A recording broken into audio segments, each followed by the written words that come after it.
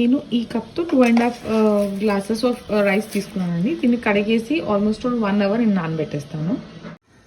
నేను first stove on చేసేసి నేను దీనికి కావాల్సిన బిర్యానీకి కావాల్సిన ఆయిల్ పోసేసుకుంటున్నాను. Almost like 2 to 3 tablespoons of oil పోస్తున్నాను. అండ్ ఆయిల్ హీట్ ఎక్కాక ఫస్ట్ నేను బాయిల్డ్ ఎగ్స్ని ఫ్రై చేసుకుంటాను. ఆయిల్ హీట్ అయిందండి, నేను బాయిల్డ్ ఎగ్స్ వేసేసుకుంటున్నాను. కొంచెం బ్రౌన్ కలర్ వచ్చాక నేను ఇవి వేయించి వేసుకొని పక్కకు పెట్టేసుకుంటాను. ఇది కొంచెం బ్రౌన్గా మంచిగా ఫ్రై అయ్యండి, తీసేసి పక్కకు పెట్టేసుకుంటున్నాను. నేను ఇప్పుడు ఈ ఆయిల్లో హోల్ గరం మసాలా వేసుకుంటున్నాను అండి. సాజీరా, దాల్చిని, బిర్యానీ ఆకు, ఇలాచీ, లవంగం అండ్ తోక మిరియాలు అన్నీ ఆల్ టుగెదర్ వేసేస్తున్నాను. కొంచెం ఇవి ఫ్రై అయ్యాక దీంట్లో అల్లం వెల్లుల్లి పేస్ట్ యాడ్ చేసుకుందాం మనము. ఇవన్నీ ఫ్రై అయ్యాయండి. నేను దీంట్లో 1 టీ స్పూన్ ఆఫ్ అల్లం వెల్లుల్లి పేస్ట్ యాడ్ చేస్తున్నాను. ఆయిల్లో ఫ్రై చేస్తే మంచి ఫ్లేవర్ వస్తుందండి, కానీ సిమ్లో పెట్టి ఫ్రై చేసుకోండి, మీకు అడుగు అంటదు.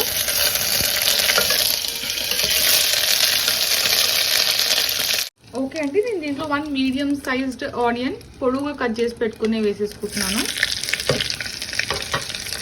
ఇది కొంచెం బ్రౌన్ కలర్ వచ్చేంత వరకు మనం వేయించుకోవాలి.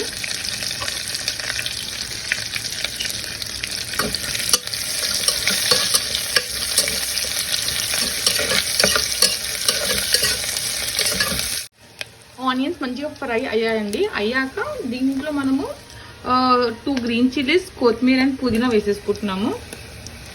గ్రీన్ చిల్లీస్, పుదీనా అండ్ కొత్తిమీర అండి.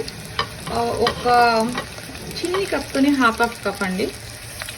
అంటే ఒక మీ చిన్న ఇంత బంచ్ వేసుకోండి, సరిపోతుంది. ఫ్లేవర్ కోసము ఎక్కువ వేసినా కూడా మరి ఆ ఫ్లేవర్ డామినేట్ చేస్తుంది కాబట్టి కొంచెం వేసుకోండి. ఇవి మంచిగా ఫ్రై అవ్వనివ్వండి, పచ్చి వాసన పోయేంత వరకు ఫ్రై చేసుకోండి మంచిగా.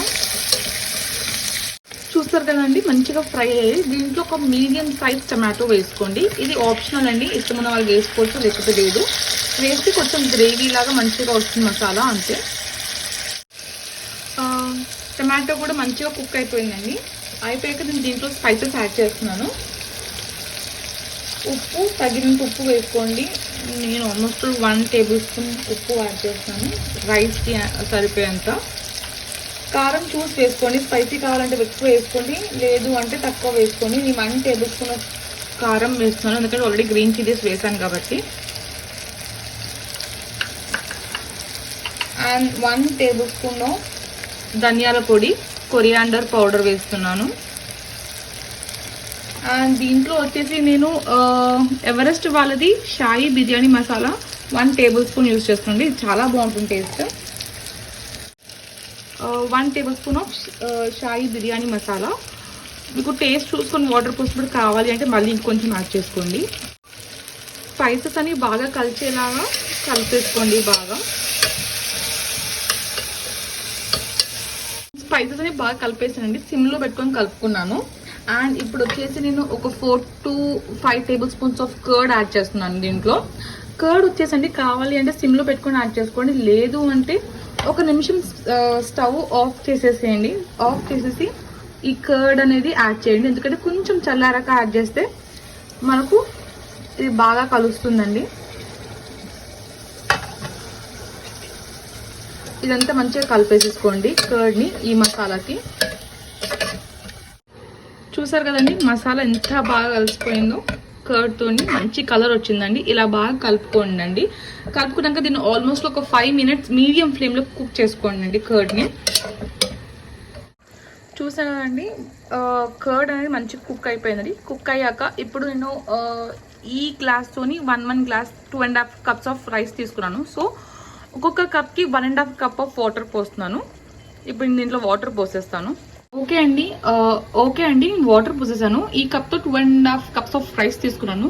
సో ఒక్కొక్క కప్కి 1.5 చొప్పున నేను ఈ కప్తో 4 cups ఆఫ్ వాటర్ పోసాను. కరెక్ట్గా పోసుకోండి, ఎందుకంటే మనం బాస్మతి రైస్ కదా ముందుగానే నానబెట్టేసుకున్నాం కాబట్టి కొంచెం వాటర్ ఎక్కువైనా మెత్తగా అయిపోయే ఛాన్సెస్ ఉంటుంది. అండ్ ప్రెషర్ కుక్కర్ కాబట్టి సో ఎగ్జాక్ట్ మెజర్మెంట్తో పోసుకోండి.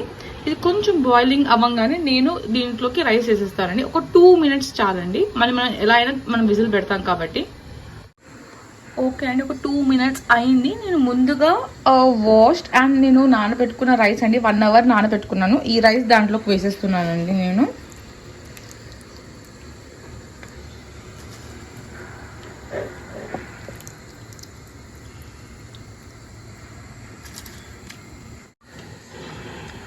ఓకే అండి, ఫైనల్గా నేను రైస్ వేసేసానండి దీంట్లో కుక్కర్లో.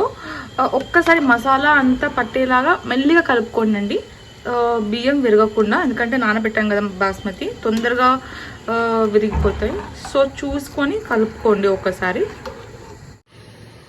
ఓకే అండి, ఫైనల్గా మనం ఫ్రై చేసుకున్న ఎగ్స్ కూడా ఇలా పైన వేసేస్తున్నాను.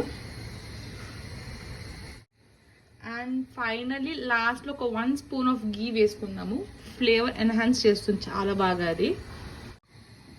1 spoon ఆఫ్ గీ వేసుకుంటానండి. కావాలి అంటే ఇంకొంచెం వేసుకోండి. మరీ ఎక్కువైనా కూడా మీకు మీ మసాలా స్పైసెస్ అనేవి చప్పబడిపోతాయి. సో చూసుకొని వేసుకోండి. అంతే అండి, నేను ఫైనల్గా కుక్కర్కి మూత పెట్టేస్తున్నాను. అండ్ ఇది మాకు 3 whistles to 4 whistles వచ్చేంత వరకు ఉంచుకుందాము. ఫైన్ అండి, నేను ఇది మీడియం ఫ్లేమ్లో పెట్టుకుంటాను. చూపిస్తాను. మీడియం ఫ్లేమ్లో పెట్టాను. ఇది ఆల్మోస్ట్ ఒక మీకు 3 whistles వస్తే సరిపోతుంది. 3 to 4 అండి, డిపెండ్స్. మీరు డైలీ పెట్టుకునే రైస్ 3 whistles పెట్టుకుంటే 3 whistles పెట్టుకోండి. 4 పెట్టుకుంటే 4 పెట్టుకోండి. నేను ఇక్కడ 4 whistles పెడుతున్నాను. సో 4 whistles వచ్చేంత వరకు ఉంచి స్టవ్ ఆఫ్ చేసేసుకుందాము.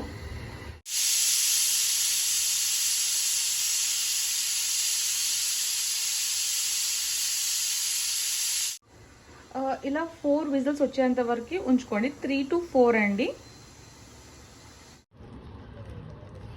వావ్, చూసారా ఎంత బాగా అయిందో.